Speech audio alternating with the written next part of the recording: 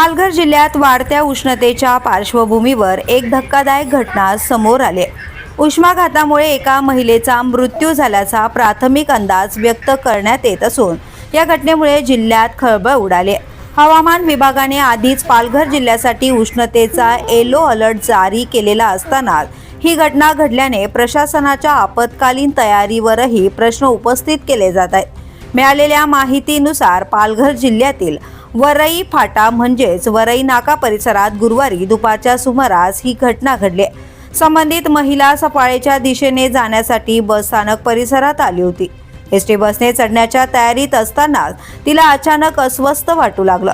चक्कर येत असल्याची जाणीव होताच ती माघारी फिरली, मात्र काही क्षणातच रस्त्यालगत कोसळली। परिसरातील नागरिकांनी तातडीने मदतीचा प्रयत्न केला, मात्र दुर्दैवाने तिचा जागीच मृत्यू झाल्याचं समोर आलं।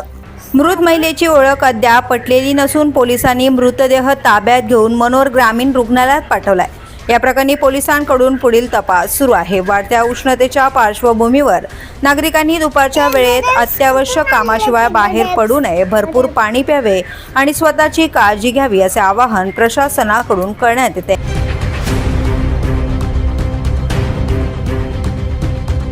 द पोलीस न्यूजसाठी अनिल शिरसाट, पालघर।